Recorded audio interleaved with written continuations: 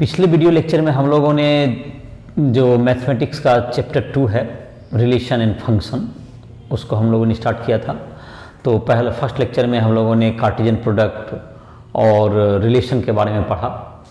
आज हम लोग एक नया टॉपिक जो है जो कि 2.3 जो है तुम्हारा एक्सरसाइज एनसीईआरटी बुक में, जिसमें कि नाम है फंक्शन। तो आज उसके लिए हम लोग जानकारी जो कंसेप्ट है उसको पढ़ेंगे और उम्मीद है कि 2.1 और 2.2 जो तुम्हारा है एक्सरसाइज वो तुम लोग बना लिया होगा, जिसमें कि पहला में कार्टेशियन प्रोडक्ट था, जिसमें कि कुछ क्वेश्चंस भी मैंने बता ही दिया था और आई होप कि कोई क्वेश्चन बन गए होंगे। और 2.2 में भी तुमने रिलेशन में भी क्वेश्चन को अटेम्प्ट किया होगा और बनाया होगा। तो आज हम लोग 2.3 में स्टार्ट कर रहे हैं। जिस स्टूडेंट से क्वेश्चन वगैरह बनाने में कहीं पर दिक्कत होती है, जिसे पर्सनल हेल्प की ज़रूरत है कि जो क्वेश्चन नहीं बना पा रहे हैं, तो या किसी भी और भी बुक से बनाना चाहते हैं एनसीईआरटी के अलावा, तो वो सब जो है हमसे rice tutorial app play store से डाउनलोड करके हमसे व्यक्तिगत ट्यूशन वगैरह ले सकता है, वो पढ़ाई कर सकता है उसको लेकर के। और जितना भी उसमें लाइव क्लासेस भी मिल जाएंगे, फिजिक्स केमिस्ट्री के नोट्स भी मिल जाएंगे और इस प्रकार से वो अपनी पढ़ाई जेई मेंस एडवांस इन सब के क्वेश्चन पेपर ऑब्जेक्टिव सब्जेक्टिव सारे उसमें उपलब्ध हैं, तो उसके माध्यम से तैयारी कर सकता है। तो हम लोग जो है अभी पढ़ते हैं। आज का जो टॉपिक है हम लोग स्टार्ट कर रहे हैं, जिसका नाम है फंक्शन। तो इस टॉपिक का नाम हो गया फंक्शन, FUNCTION फंक्शन।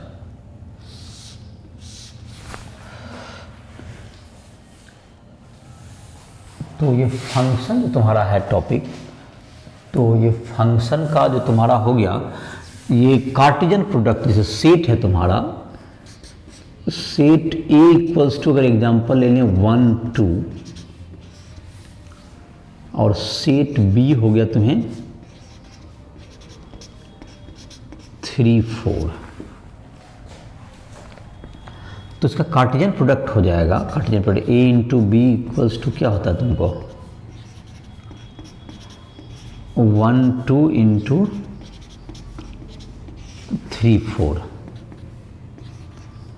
तो ये हो गया 1 3 1 4 2 3 और 2 4, ऐसा हो जाएगा। ए क्रॉस बी का, ए कार्टेशियन प्रोडक्ट बी है। इसका जो भी कोई भी subset, any subset of A cross B is A relation between set A and set B. इसको लिखते हैं any subset of A cross B is a relation, is A relation between set A and set B। Set A और set ए के बीच क्या होगा, एक relation है।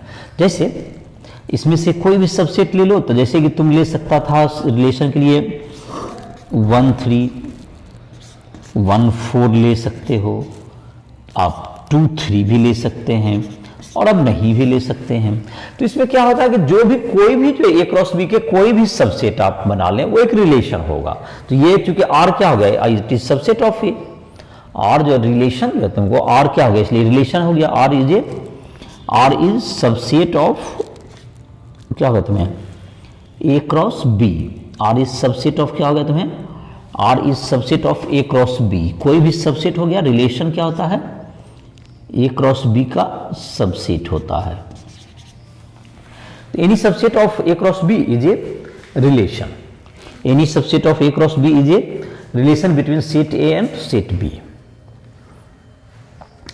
तो फंक्शन क्या है, अभी तक तो खैर अब हम लोग अपने टॉपिक पर आते हैं जिसमें फंक्शन। तो फंक्शन के बारे में लिखते हैं आज। Function is a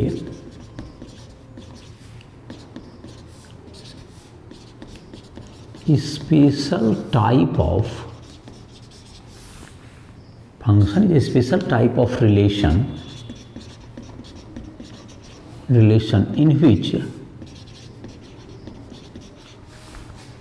in which every element of domain has unique relation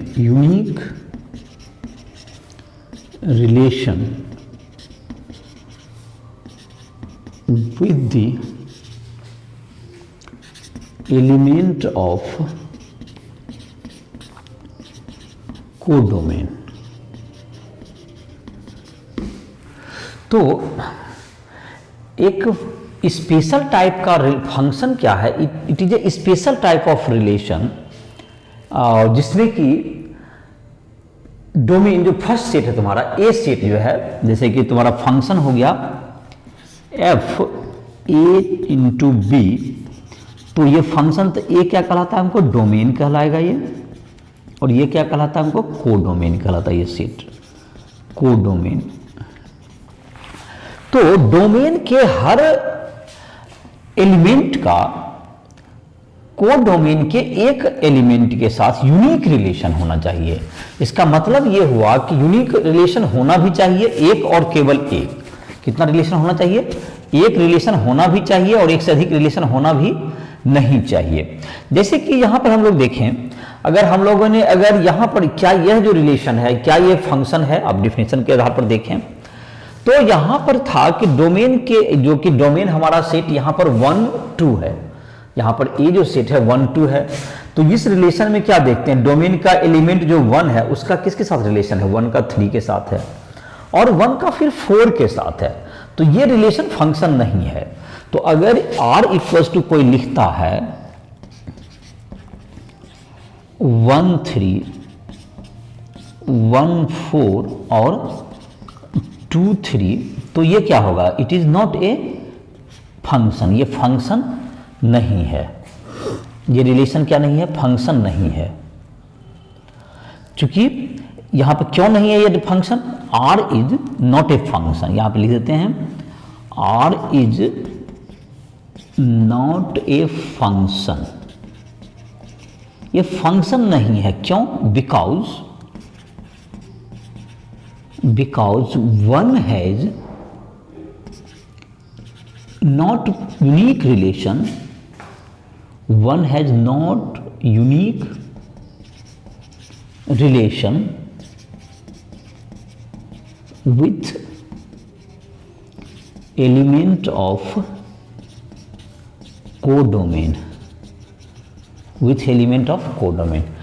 1 का कोडोमेन, 1 का डोमेन के किसी एलिमेंट के साथ यूनिक रिलेशन नहीं है। यूनिक रिलेशन का मतलब क्या हुआ, 1 का अगर 3 से है तो 1 का 4 से नहीं होना चाहिए था, 1 का 3 से है तो 1 का 4 से नहीं होना चाहिए, आपको 1 से ही रख सकते थे। इसका मतलब इसका फंक्शन का एक एग्जाम्पल हो सकता है, एक फंक्शन का एग्जाम्पल क्या हो सकता है, 1 का अगर आप 3 से लेते हैं तो आप 1 का अब नहीं ले सकते हैं, और 2 का किसी से भी ले सकते हैं, 2 का 3 से भी ले सकते हैं, इट इज ए फंक्शन।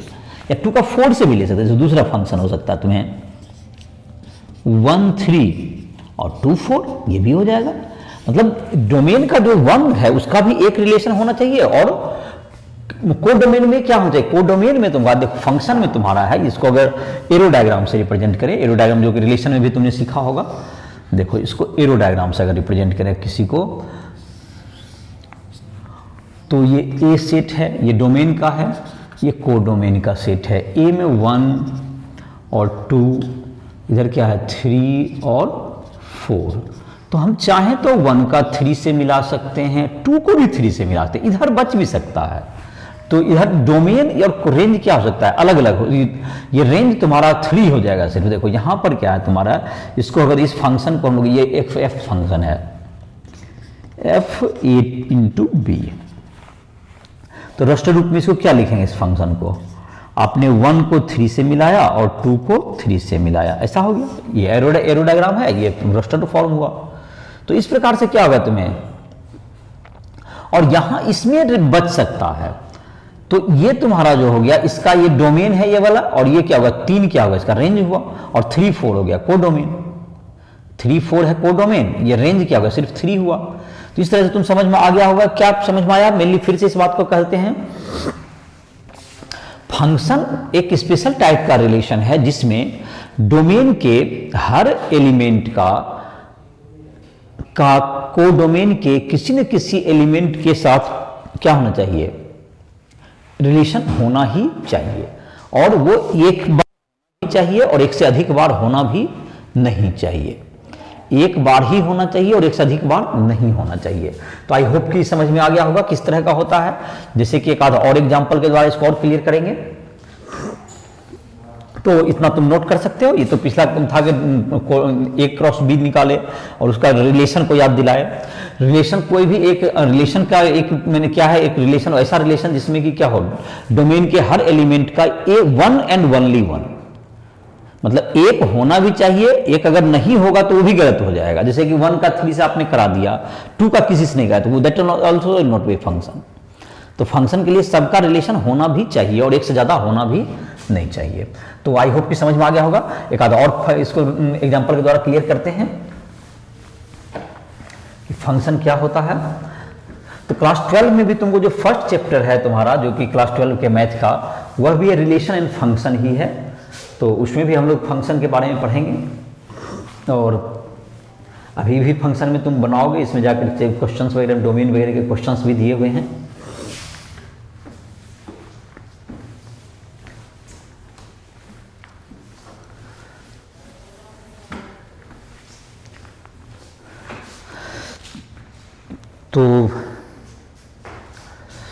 तो डोमेन का जैसे फंक्शन का एग्जांपल समझ में आ गया होगा कि ऐसे रिलेशन जिसमें कि एक ही क्या होने चाहिए, एलिमेंट होने। कुछ फंक्शंस हैं जिसका हम लोग ग्राफ भी ड्रॉ करेंगे, कुछ का मतलब कुछ फंक्शन के। तो कुछ फंक्शन के बारे में हम लोग देखते हैं। एक तो हम लोग रियल वैल्यू फंक्शन कहते हैं, रियल फंक्शन जिसका कि डोमेन क्या हो, डोमेन आर हो, आर टू आर, ये डोमेन हो जाए रियल नंबर। ये क्या है तुम्हें? रियल नंबर है, और ये भी रियल नंबर है। तो ये डोमेन हो गया, ये डोमेन हो गया, ये real valued function. Domain are होना चाहिए, और रेंज भी क्या है तुम्हारा? ये रेंज मतलब तुम्हारा कोडोमेन है ये। तो ये रियल वैल्यूड फंक्शन कहता है, ये रियल वैल्यूड फंक्शन कहलाएगा। इसका डोमेन रियल नंबर है तो रियल फंक्शन हो गया। Its domain the function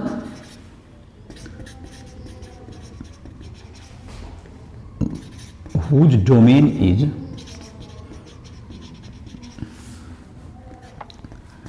real number is called real function, is called real function. और अगर रेंज भी इसका क्या हो जाए, रेंज भी अगर तुम्हें रियल नंबर ही हो जाए तो रियल वैल्यूड फंक्शन कहलाएगा ये। तो इस प्रकार से क्या होगा, तुम्हें रियल फंक्शन के बारे में समझ में आ गया होगा। अब एक है तुमको रियल के बाद आता है तुम्हें polynomial function. Polynomial function, polynomial function जिसमें कि बहुत से पॉलिनोमियल, बहुत से टर्म होंगे। जैसे कि F x is equal to हम लोग लिख देते हैं इसको a0 प्लस क्या होगा a1x plus a2x square plus a3x cube dot dot dot an x to the power n। तो ये कैसा होगा तुम्हें? It is polynomial function. ये क्या तुम्हें? Polynomial function.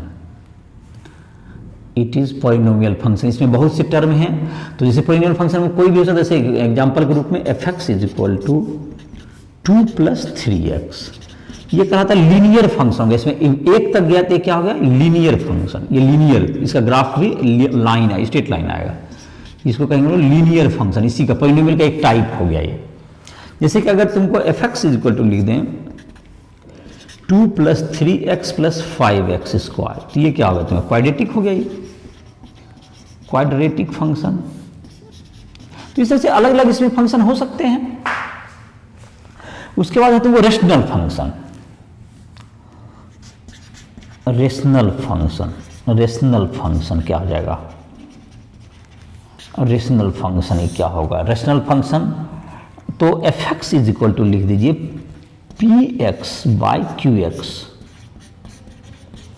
Comma Q X not equal to 0, फिर P X and Q X क्या हो जाएगा तुम्हें, P X and Q X is polynomial function, where P X comma Q X is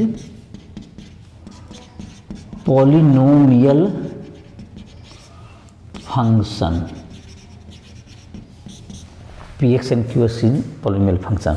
जैसे कि तुम्हारा एक एग्जाम्पल ग्रुप में इसको लिखते हैं F x is equal to X plus 1 by X square plus X plus 1, तो ये जीरो नहीं होना चाहिए, कभी जीरो नहीं होगा। तो ये देखो जैसे कि तुम्हारा क्या हो गया, ये किसका एग्जाम्पल हो गया, ये रेशनल फंक्शन का, ये रेशनल फंक्शन, क्योंकि ये दोनों क्या है, पॉलिनोमियल है, एक 1 पावर तक गया, ये 2 डिग्री तक गया, ये 2 पावर तक गया, ये 1 पावर तक गया, तो दोनों क्या हो गया तुम्हें, ये पॉलिनोमियल फंक्शन का एक एग्जाम्पल हो गया। एक्स क्यूब में भी हो सकता है, नीचे जीरो नहीं हो जाता, X square plus X plus 1 never equal to 0, ये कभी भी जीरो होगा ही नहीं, X square plus X plus 1 is not equal to 0, तो ऐसा हो गया तुम्हें।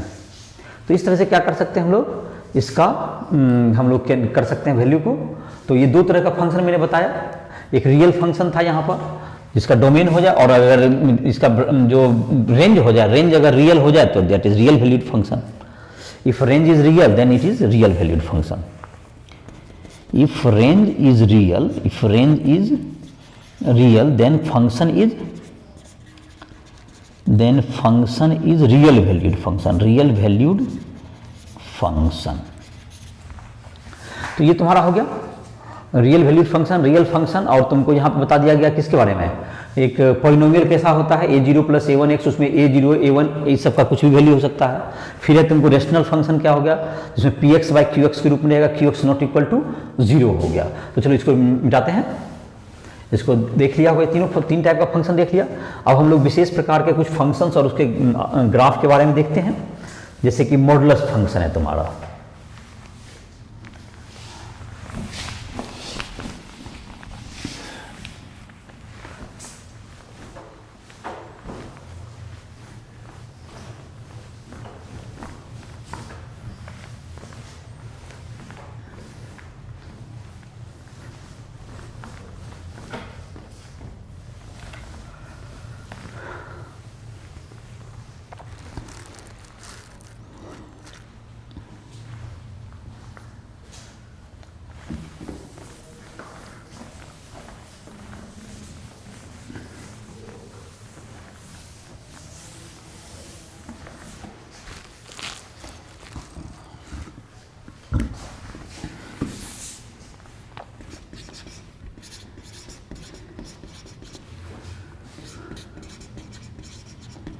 मॉडुलस फंक्शन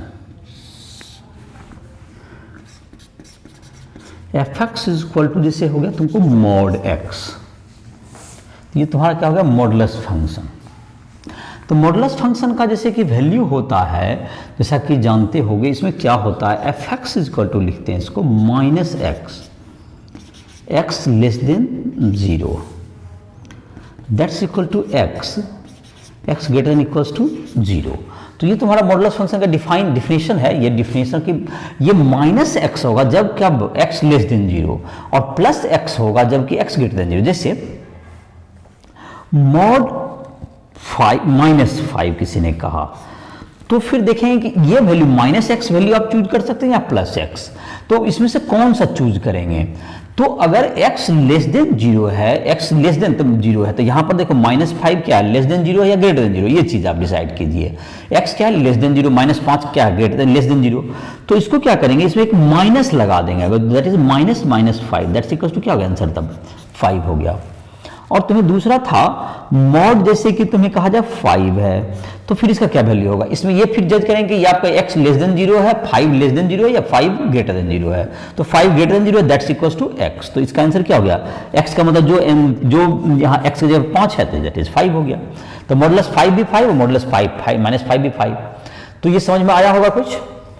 तो इसी प्रकार मॉडुलस के अंदर अगर माइनस हाफ है तो इसका आंसर क्या होगा, ये माइनस हाफ माइनस 1 से 0 से छोटा है, that's equals two plus half होगा।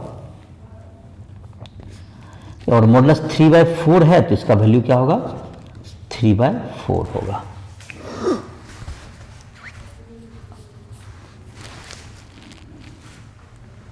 तो ये तुमको मॉडुलस फंक्शन के बारे में समझ में आया होगा। इसका ग्राफ ऑफ मॉडुलस फंक्शन अब करते हैं हम लोग। ग्राफ ऑफ मॉडुलस फंक्शन,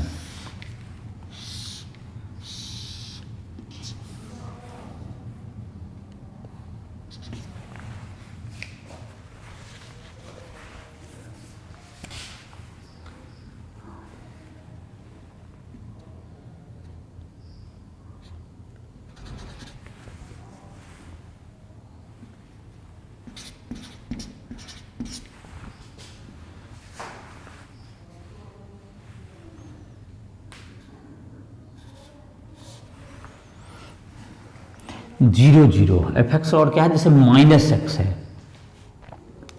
तो माइनस एक्स का जैसे क्या होगा, जैसे कि एक्स का वैल्यू जब माइनस एक्स, इसका जब ग्राफ खींचेंगे, इधर एक्स लेस देन जीरो है तो इसमें किसका ग्राफ होगा, माइनस एक्स का होगा। जैसे कि -1 पे 1 होगा, -2 पे 2 होगा, -3 पे 3 होगा, तो ये इस टाइप से ग्राफ आ जाएगा। 0 पे 0, 0 पे 0, तो ये तुम्हारा क्या हो गया, ये जैसे यहाँ तुम्हारा ग्राफ है तो ये जैसे यहाँ है पॉइंट, तो -x ये हो गया तुम्हारा।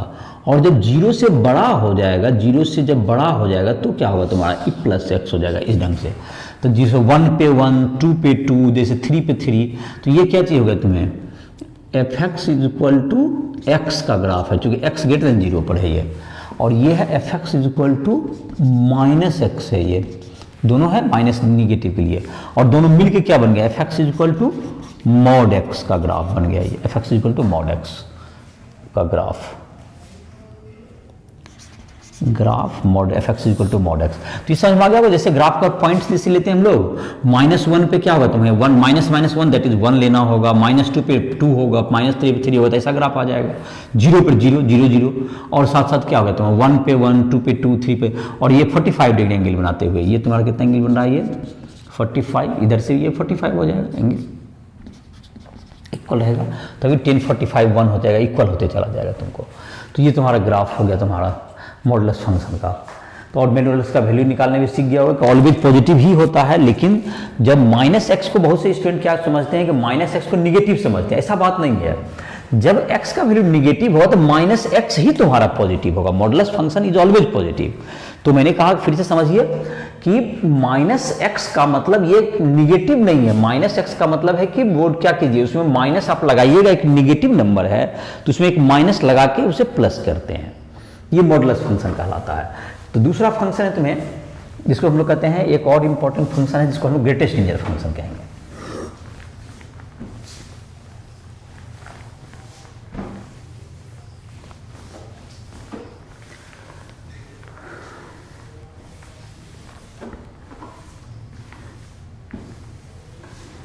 तो एक हम लोग फंक्शन देखते हैं जिसका नाम है greatest integer function.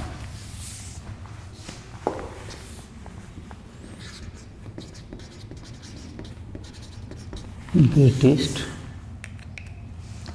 Integer, INTEGER, integer function, greatest integer function. इसका सिंबल होता है fx = कैपिटल ब्रैकेट में इसको x लिखते हैं। ये ब्रैकेट नहीं है बल्कि सिंबल हो गया।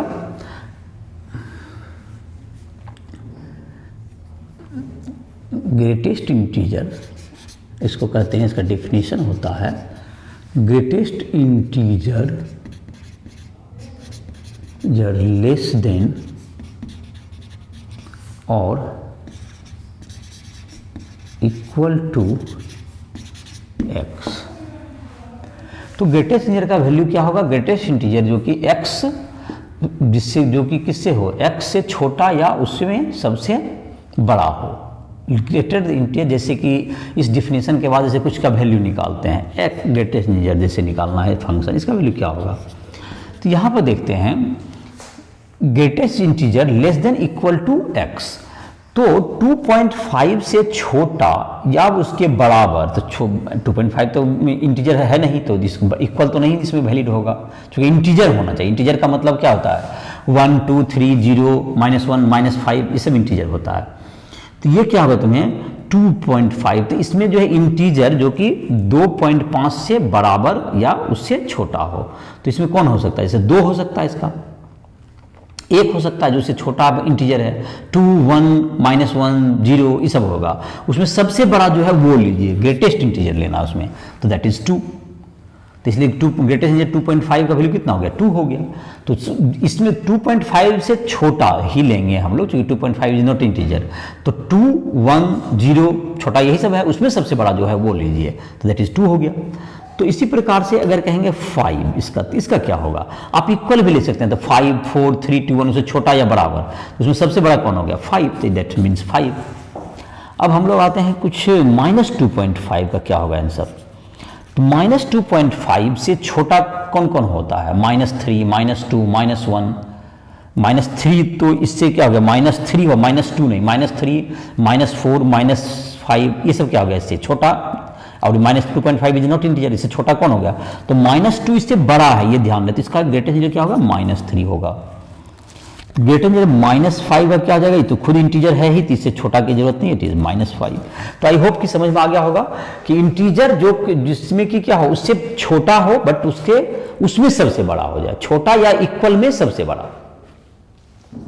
तो ये ग्रेटर इंटीजर कहलाता है। जैसे इसका ग्राफ खींचने के लिए समझें हम लोग, एक -2 से 2 तक ग्राफ खींचते हैं। जैसे fx इज इक्वल टू कहा जाए ग्रेटर इंटीजर x का value fx is equal to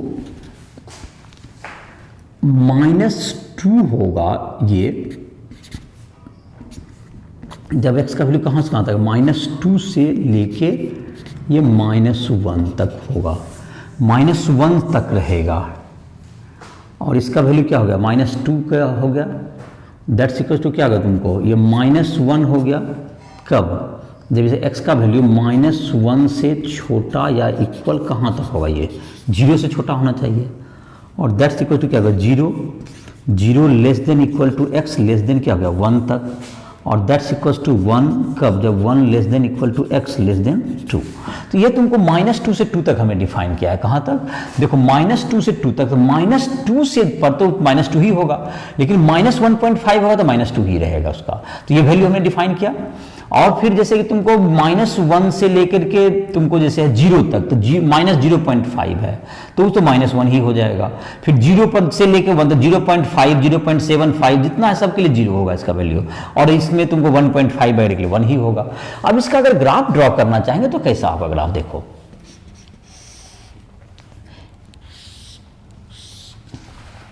इसका ग्राफ कैसा होगा? तो -2 से लेके -1 तक, -2 यहाँ है अगर, और यहाँ पर मान लेते हैं क्या है? -1 है x कोऑर्डिनेट में, तो इसका वैल्यू क्या है? y में यहाँ पर -1 होगा अगर, और यहाँ पर क्या है? अगर तुम्हारा -2 है, तो ये -2 रहेगा वैल्यू। ये कहाँ से कहाँ तक रहेगा? ये जैसे कि यहाँ से स्टार्ट हुआ और -2 से लेके कहाँ तक? ये -1 तक वैल्यू है। ये -2 से स्टार्ट हुआ और ये कहाँ तक है? ये -1 तक है। तो इसका वैल्यू क्या होगा तुम्हारा? ये 2 हो जाएगा। ये कितना हो जाएगा वैल्यू? -2 हो गया यहाँ से यहाँ तक। और ये जो तुमको है -2, इसमें ये पॉइंट तो शामिल है, तो ये पॉइंट में जब नहीं, जो पॉइंट ग्राफ में के जिससे लास्ट में शामिल है तो उसको सर्किल कर दीजिए। उसके बाद है तुम्हारा इसका वैल्यू देखो -1 तक आता है। -1 से 0 के लिए -1 आता है, but 0 is not including in this, तो circle you can circle it. 0 से लेकर 1 तक के लिए क्या आता है? ये ग्राफ का पार्ट होगा 1 तक, बट इसमें 1 इज नॉट इंक्लूडिंग, तो 1 पे सर्किल कीजिए। फिर क्या हो जाएगा? यहाँ पर ये वैल्यू 1 है तुम्हारा, तो यहाँ से जो है तुमको यहाँ पर डिसकंटिन्यूस हो गया ग्राफ, इस जगह पे 1 से लेके यहाँ पर 2 तक गया, दैट इज 1। ये कहाँ तक गया? ये 2 तक। तो इसको स्टेप फंक्शन भी कहते हैं। इसलिए ग्रेटर फंक्शन को क्या कहते हैं हम लोग? Step function. तो fx बराबर ग्रेटेस्ट इंटीजर x का एक ग्राफ है -2 से लेकर के 2 तक, 2 से छोटा तक का इसका ग्राफ है ये। इसमें देखो -2 से ये ग्राफ क्या बताता है? x का वैल्यू जो -2 से -1 तक, इसका वैल्यू -2 रहेगा, -2 से -1 तक। अगर -1 से 0 तक है तो इसका वैल्यू हमेशा fx का वैल्यू क्या है? -1 रहेगा। 0 से है बड़ा तो 0 से 1 के बीच है तो दैट इज 0 हो गया, और 1 से 2 के बीच में है तो 1 हो गया। हर एक इंटीजर पर क्या है? ये डिसकंटिन्यूअस है। The graph is discontinuous at every integer point. जहां पर सर्किल क्या वो डिसकंटिन्यूअस है, graph is discontinuous at every integer. तो हर इंटीजर पर क्या है, ये डिसकंटिन्यूअस है। जैसे कि डिसकंटिन्यूअस का मतलब ये होता है ग्राफ में कि आपको जहां पेन उठाना पड़ जाए। देखिए जैसे कि हम यहां से ग्राफ अगर प्लॉट करें तो यहां तक ग्राफ गया, तो उसके बाद जो है आगे ऊपर ग्राफ खींचने के लिए क्या करें, पेन उठाना पड़ेगा, तभी तो आप ग्राफ ड्रॉ करिए। क्योंकि यहाँ पे डिसकंटिन्यूअस, यहाँ डायरेक्ट कंटिन्यूअस नहीं है कर, तो कंटिन्यूअस नहीं हो तो डिसकंटिन्यूअस कर्व है ये। और मॉडुलस फंक्शन में कहीं डिसकंटिन्यूअस नहीं था। मॉडुलस फंक्शन में जैसे कि ग्राफ आया था, इधर से आया ऐसे चला गया, तो हर जगह यहाँ क्या था, वी शेप बना, ये कंटिन्यूअस ही था मॉडुलस फंक्शन। तो समझ में आया होगा कि इसमें ग्रेटेस्ट फंक्शन कैसा होता है, ग्रेटेस्ट फंक्शन ग्राफ भी समझ में आ गया होगा। और हम लोग अब बात करेंगे एक नया और फंक्शन जिसका नाम है हम लोग का सिग्नम फंक्शन कहते हैं, एसजीएन फंक्शन, एसजीएन एक्स लिखो, इसको नोट कर लो, ग्राफ बनाओ।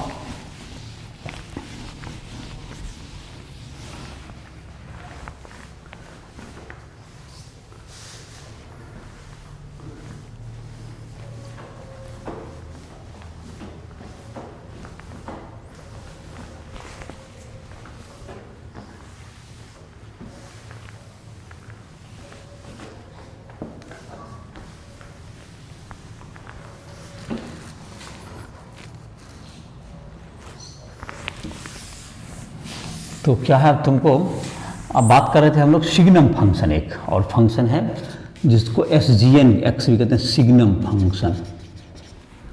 सिग्नम फंक्शन ये होता है एसजीएन एक्स भी इसको कहते हैं, एसजीएन एक्स इक्वल्स टू होता है तुमको mod X by X, X not equal to 0 और 0 पे एक्स इज इक्वल टू 0। तो एसजीएन एक्स का वैल्यू क्या होगा तुम्हें, that's equals to -1, modulus x का value -x by x, that is -1 हो गया। जब x क्या हो गया, लेस देन 0 कर दीजिए, और 0 पर क्या हो गया, 0 हो गया, और इज इक्वल टू 1 हो गया जब x is equal to x greater than 0। तो -1 हो गया लेस देन पर, 0 पर 0 हो गया, 1 पर ये हो गया।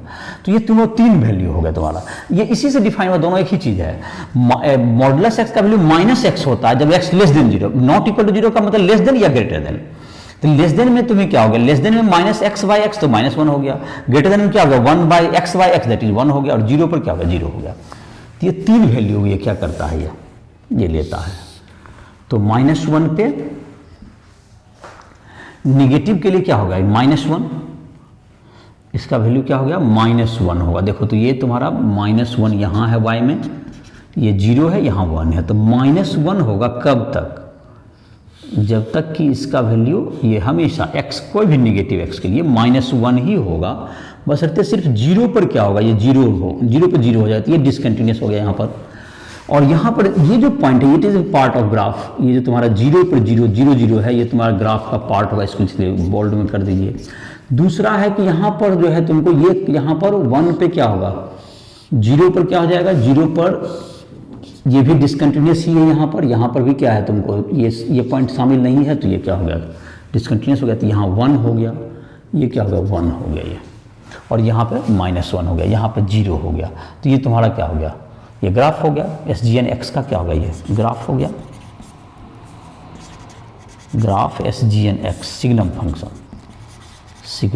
फंक्शन का ये ग्राफ हो गया। तो तुम्हारा इतना टाइप का फंक्शन दिया हुआ है तुम्हारी बुक में, जिसको कि मैंने बता दिया, और उसका ग्राफ भी दिया हुआ था तुम्हारी किताब में, एनसीईआरटी बुक में भी देखोगे तो तुम्हारा इतना ही दिया हुआ है। तो ये जो लेक्चर बनाया गया तुमको एनसीईआरटी बुक के आधार पर ही बना हुआ है। ऐसे फंक्शंस वगैरह में जो कि जेईई वगैरह के लिए जो एडिशनल टॉपिक्स होंगे, जो कि क्लास 12 का पहले जो सिलेबस है, जो क्लास 12 के तुमको प्लेलिस्ट में देख सकते हो, तुम्हें मिल जाएगा। उसके बाद जो रिलेशन फंक्शन का, उसके बाद और भी जो कि अब एडिशनल जो कि जेईई वगैरह के जो टॉपिक्स होंगे वो अलग से कंसीडर किए जाएंगे, वो अलग से उसी में दिया हुआ रहेगा। तो तुम इतना जानकारी के बाद तुम जो है क्वेश्चंस वगैरह क्या कर सकते हो, एग्जाम्पल और एनसीईआरटी बुक के हैं एक्सरसाइज हैं, उसको तुम बना सकते हो।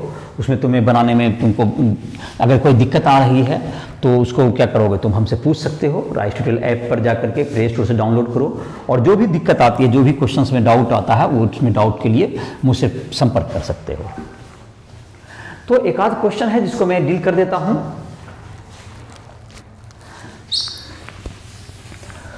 तो ये क्वेश्चन है, फाइंड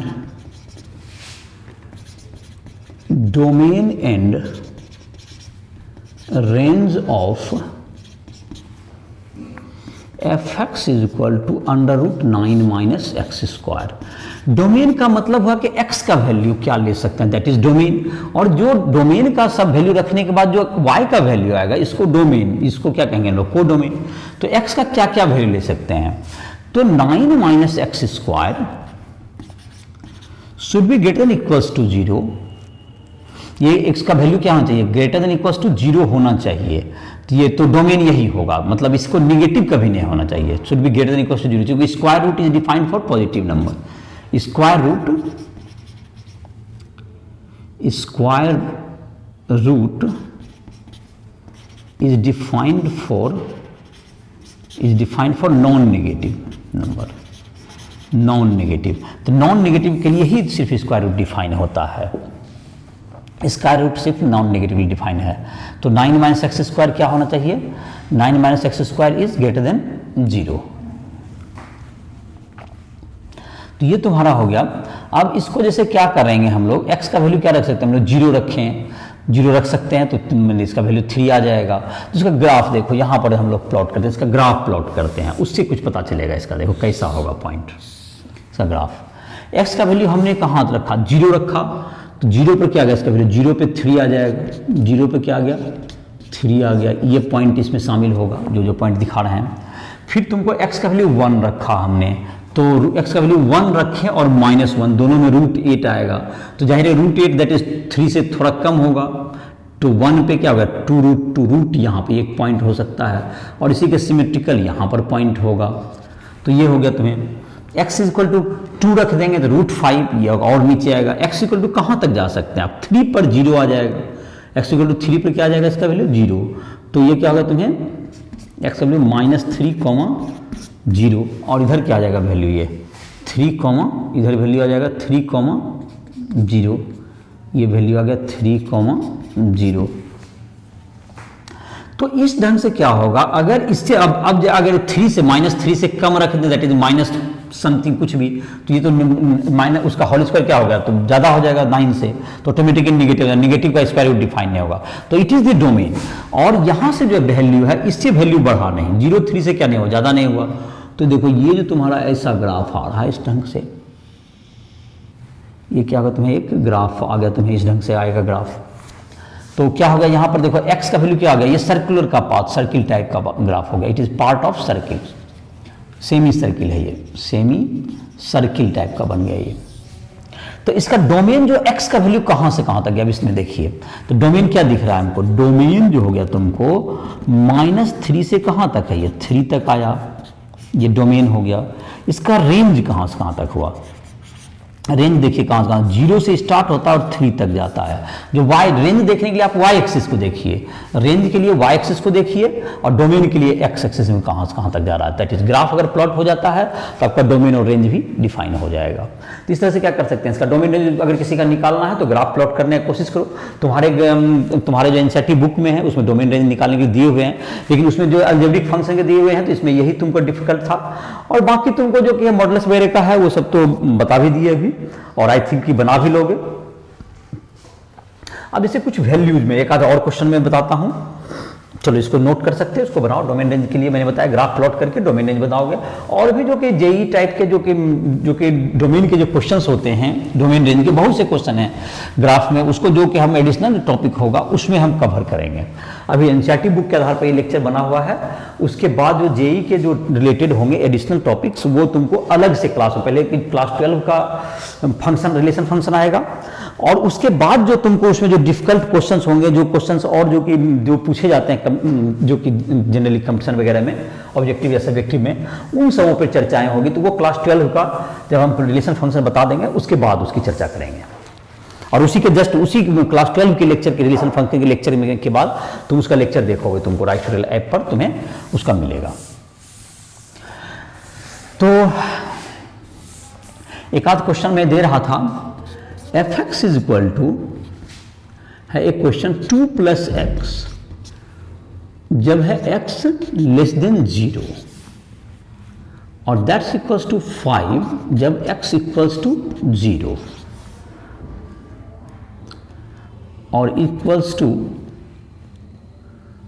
2 माइनस एक्स जब x क्या हो गया ग्रेटर देन 0। fx का वैल्यू कितना हो गया तुम्हें 1 plus 2 plus x 2 plus x है और एक है तुम्हें 2 माइनस एक्स है। fx का वैल्यू क्या हो गया तुम्हें 2 प्लस एक्स है कब, जबकि तुम्हारा x का वैल्यू कितना है लेस देन 0 है और ग्रेटर देन 0 में कितना है 2 माइनस एक्स है, दैट इज 2 माइनस एक्स। तो ये और 0 पर 5 है, ऐसा हुआ। इससे कुछ क्वेश्चंस मैं देता हूँ। f5 का वैल्यू बताएं। तो f5 का वैल्यू तो आप ये जज करेंगे कि x जो 5 है यहाँ पर वो इन तीनों में से किस कैटेगरी में आता है। लेस देन 0 में है आता है 5 नहीं, 0 के बराबर आता है तो नहीं, किस में आता है ग्रेटर देन 0। तो यहाँ पर डिफाइन होगा ही। तो इसमें कितना है वैल्यू की जगह पर fx का वैल्यू 2 माइनस क्या है x, तो यहाँ पे 2 माइनस एक्स कितना होगा 5, दैट्स इक्वल टू कितना होगा -3 हो गया। अब देखो f किसी ने कहा कि f1 बताइए कितना होगा। f1 देखें किस कैटेगरी में आता है ग्रेटर देन 0 में, दैट इज क्या होगा तुम्हें 2 प्लस एक्स, 2 प्लस क्या होगा तुम्हें 2 प्लस -1 दैट्स इक्वल टू क्या हो गया 1 हो गया ये। तो लेस देन 0 में तो क्या होगा 2 प्लस एक्स हो गया। और कहा किसी ने f0 का मान बताइए, तो f0 का मान क्या होगा 5। तो इसमें से किस कैटेगरी को आपको बिलोंग करना है उसके आधार पर x का वैल्यू रखेंगे आप। तो ये समझ में आ गया होगा इस ढंग से इसका लिखने का मतलब क्या होता है। इसका मतलब ये हो गया कि जो जिस कैटेगरी में ये आ रहा है उसके आधार पर क्या कीजिए उसका वैल्यू निकालिए। तो कुछ क्वेश्चन किसी और भी बुक से वगैरह से भी बना सकते हो, तुम्हारे जो कि RS अग्रवाल के में भी दिए हुए हैं क्वेश्चंस उसमें भी बना सकते हो, और तुम जो है एनसीईआरटी बुक से तो खैर बना ही लो।